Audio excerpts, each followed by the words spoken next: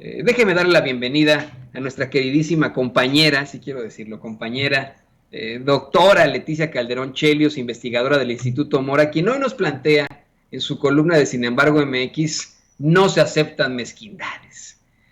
Una columna en la que la doctora pues, nos habla de que aunque en México en efecto se lleva a cabo una política de contención de miles de inmigrantes, algo que se planteó abiertamente en la conferencia de prensa mañanera, cómo detienen a los migrantes en la frontera sur, pues no podemos tampoco minimizar esta operación llevada a cabo para rescatar afganos y afganas en necesidad, especialmente a periodistas del New York Times, del Washington Post, del Wall Street Journal, así como a mujeres y jovencitas que se enfrentan al régimen talibán.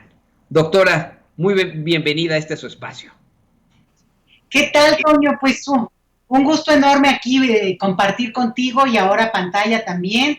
Y bueno, saludar a todos los que nos escuchen y vean. Oye, pues creo que es oportuno, incluso la idea del título que tiene que ver con que no hay lugar para mezquindades, en el sentido de que nunca hay que hacer una sumatoria cero, ¿no? Cuando tú dices, bueno, una u otra cosa y bueno, no te quedas con nada. Entonces al final en procesos migratorios, y muchos de los que nos oyen, Toño, van a entenderlo muy bien, no se trata de personalizar y decir qué es mejor o a quién están descartando, sino entender que se trata de un proceso mucho más amplio en el cual pues finalmente toda persona es valiosa, toda vida merece ser no solamente vivida, contada, amada, abrazada, sino sobre todo tener esa oportunidad. Entonces, en temas de migración, el tema del refugio es especialmente sensible porque es como una situación extrema de migración. Digamos que toda situación de migración, sobre todo cuando es forzada, cuando no es deseada, es difícil y es dolorosa,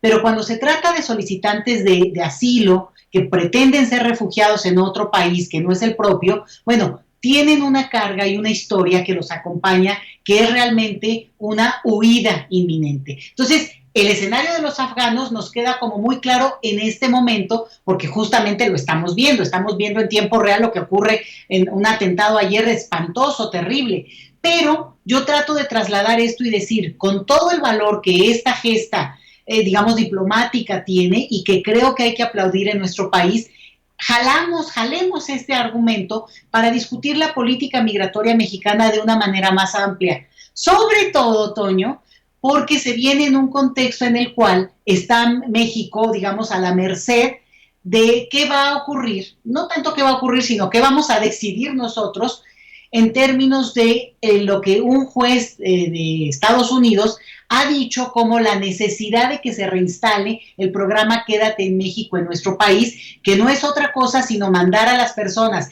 que son solicitantes de asilo en Estados Unidos a que se vengan a México a esperar en la frontera mexicana a que les toque su turno para presentar sus casos en la corte. Entonces, en este escenario, discutir y aprovechar la gesta frente a los afganos que llegaron, cosa de 124 personas que recién llegaron y es probable que lleguen otros grupos, pero no me parece que sin quitarle ningún, digamos, aprecio y emotividad, bueno, no tiene nada que ver con el número, la masividad, la presencia de quienes intentan cruzar por nuestro país porque buscan llegar a Estados Unidos en un número muy elevado, Toño. Entonces, esa es la circunstancia en la que México, y en el artículo lo digo, geografía es destino, y en ese escenario, más allá de decir si está bien, está mal, no deberían venir, está ocurriendo, es la realidad, y en este contexto,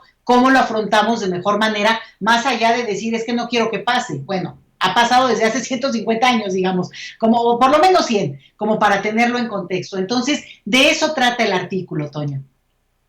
Hay que ser muy honestos. La aproximación de este gobierno, no estoy defendiéndolo, yo he sido muy crítico, doctora, de la Secretaría de Relaciones Exteriores en muchas cosas. Nos tienen abandonados todavía los mexicanos acá en Estados Unidos, por ejemplo, y en otros países, me lo han dicho muchos amigos que viven en otros países, los consulados son una burla todavía, pero no todos, obviamente, hay gente que le echa muchas ganas, pero sí hay que ser muy claros en la cuestión migratoria.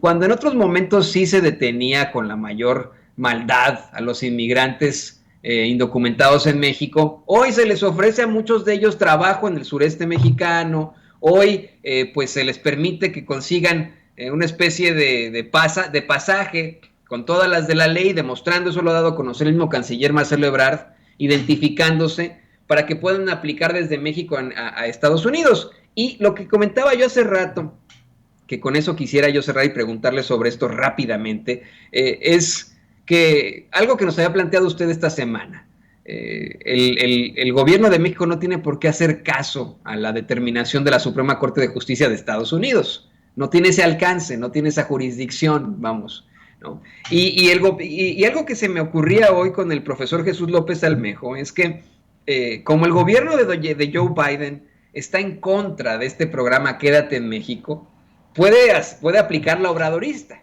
de decir, pues ¿saben qué? Acá en Estados Unidos también los poderes están separados y nosotros no tenemos que ningún compromiso con el Poder Judicial. Sí, el Poder Judicial nos puede exigir desde la Suprema Corte que se implemente el programa Quédate en Casa, pero si el gobierno de México no quiere implementar este programa, pues ¿qué podemos hacer, no?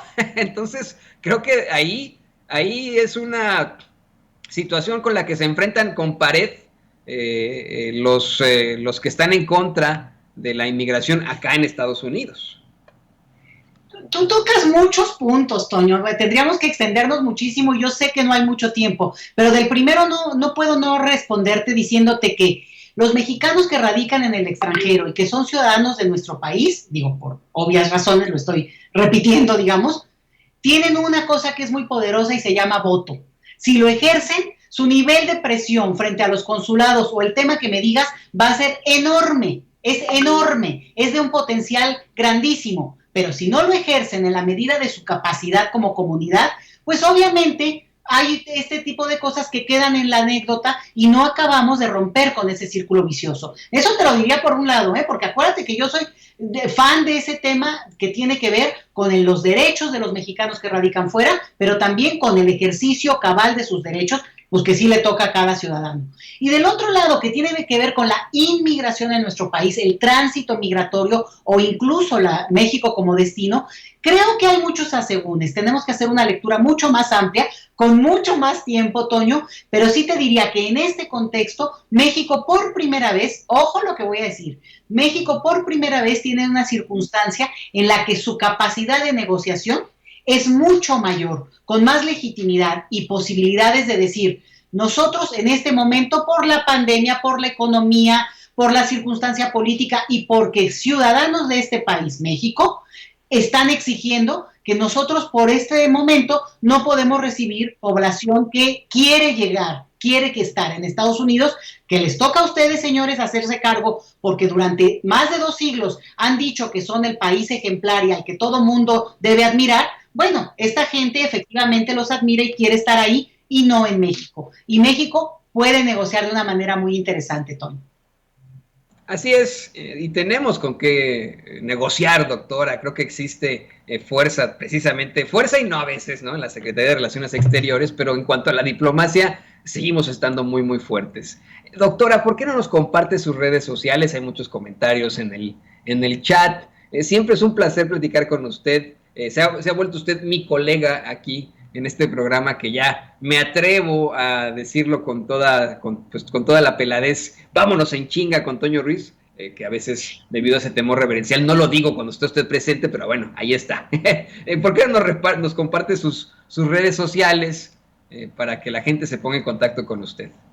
Oye, sí, mis redes sociales son, sobre todo la que uso más comúnmente, Leti Chelius, Letiche en Twitter, para quien me quiera seguir, o @migrantólogos, que es también la cuenta donde manejamos más información, digamos, de carácter más formal, ¿no? Del tema migratorio. Pero, y también una cuestión, la palabra chinga para nada es grosería, Toño, es toda una categoría en términos de nuestro lenguaje, tiene una plasticidad increíble y al contrario, creo que el que lo hayas introducido como el título de tu programa te da tu característica, te muestra como mexicano que eres y obviamente lo que sí aprendemos es a usarla en ciertas condiciones y en otras no, pero por eso pues a mí me encanta que el programa tenga este nombre, ni te preocupes, encantada de la vida.